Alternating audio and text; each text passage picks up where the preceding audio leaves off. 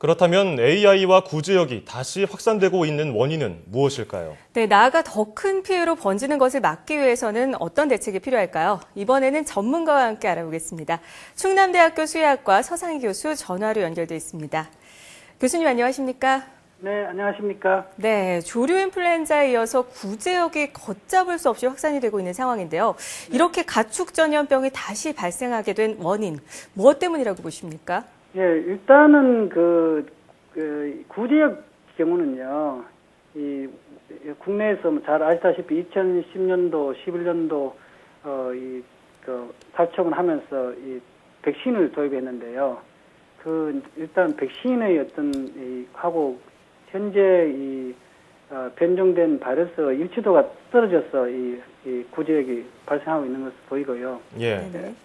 AI 경우는 2014년 1월 16일 날 고창에서 발생한 이후 벌써 1년이 지났잖아요. 네. 결국은 이 토착화로 접어든 상태에서 계속 발생하고 있는 것으로 보입니다. 예. 교수님, 우리나라에서 네. 구제역은 주로 겨울이나 봄에 발생했다가 여름에 사라졌었는데 최근에는 AI와 구제역 등 가축 전염병이 계절에 상관없이 발생하고 있지 않습니까? 네, 그렇습니다. 예, 이렇게 되면 지난 2011년에 발생했던 구제역 재앙과 같은 최악의 사태가 되풀이되지 않을까 우려의 목소리가 높아지고 있는데요. 네. 어떻게 보고 계십니까? 예, 한마디로요. 지금 구제역 경우는 당국에서 원래 이 백신 자체가 이 바이러스가 몸에 들어오는 것을 막을 수 있는 게 아니고, 예. 이 정상 정도만 완화하는 건데요. 다시 말하면 좋지 않은 백신으로 해서 바이러스가 급격하게 변한 상태고요. 물론 지금의 농가에서는 구제역 경우가 한 20%의 치사율을 보이는데요. 지금 시간이 갈수록 더 피해가 증가할 것으로 보이면서 결국은 한두 달 내에 아니지만요. 앞으로 수개월 내에 최악의 상태로 갈 수가 있습니다. 왜냐하면 네. 지금의 이 백신을 쓸 수 있는 것을 소위 말하는 고효과 백신을 하는데요. 백신의 단백질 양을 최대로 사용하는 상황이거든요. 그래서 지금 백신이 효능이 떨어지니까 결국은 더 2010년, 11년 이상의 최악으로 갈 수가 있습니다. 왜냐하면 2010년, 11년도에는 어설픈 백신이지만 그나마 좀 효과 있는 백신을 도입해서 할 수가 있었는데요. 예. 네네. 지금 상태는 백신에 의해서 백신으로 변한 그런 바이러스가 지금 확산되어 있는 것으로 보이기 때문에 결국은 시간이 갈수록 임상 증상이 많이 나면서 다시 말하면 수단이 없어지게 되는 상황이 올 수 있거든요.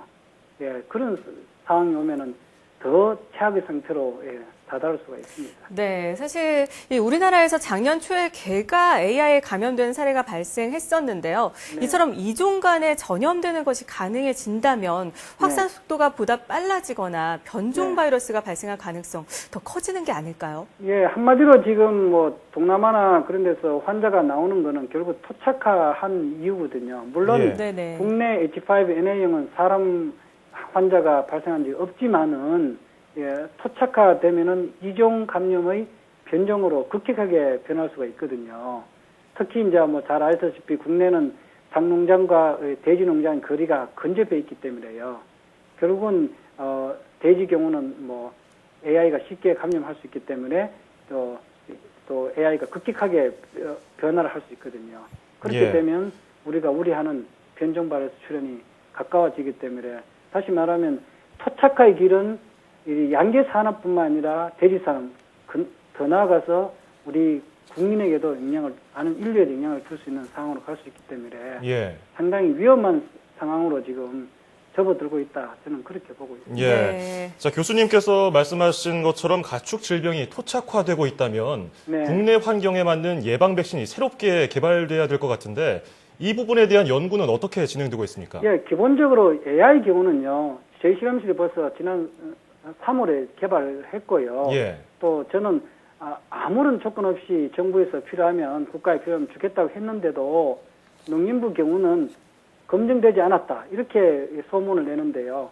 한 번도 제인데 검증하려고 접촉한 적도 없고 요구한 적도 없습니다. 다시 말하면 학자가 아무리 개발하더라도 백신을 하려면 허가를 받아야 되거든요. 네네. 예. 그 허가권이 농림부 산하 농림축산검증본부가 가지고 있기 때문에 결국은 검증하지 않으면서도 백신을 못 만든다. 그렇게 AI는 하는 거고요. 그래서 지금 백신을 여름 이전에 국지적으로 올인화 했으면 토착화를 막을 수 있다고 저는 보는데 그게 좀 실기했다 보고 특히 구제역 백신 경우는요. 제가 말씀드렸듯이 지금의 어떤 마니사주라는 1969년도 터키에서 이 분리된 바이러스 가지고 백신하기 때문에 한국형 백신이 없잖아요. 네. 근데 구제역 경우는 국내에서 구제역 백신을 생산할 수 있는 시설이 없습니다.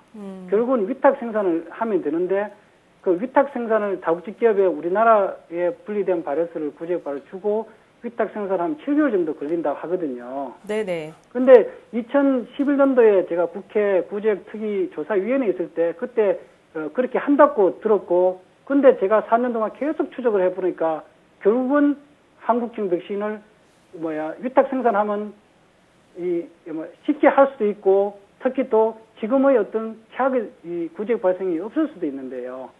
저는 솔직히 방역 당국에서 왜 일부러 하지 않았는지 정말 묻고 싶고 그렇게 한국형 백신을 위탁 생산했으면 지금의 토착화 길은 막을 수가 있는데요. 예. 지금은 알다시피 AI나 구제역이 토착화의 길을 접어들었기 때문에 사실 아무리 지금 한국형 백신을 한다 하더라도 피해는 줄 수 있지만 우리가 원하는 청정화의 길은 영원히 멀어지지 않느냐. 그렇기 때문에 저는 학자로서 상당히 참 그렇습니다. 예. 진짜 네. 국민을 위해서 이 네. 방역당 공무원들이 일을 했으면 좋겠습니다. 네, 잘 알겠습니다. 예, 국내 방역을 강화해서 더 큰 피해가 발생하지 않도록 제대로 된 지원과 대책이 좀 필요해 보입니다. 자, 지금까지 충남대학교 수의학과 서상희 교수와 함께 이야기 나눠봤습니다. 교수님 오늘 말씀 잘 들었습니다. 고맙습니다. 네, 감사합니다.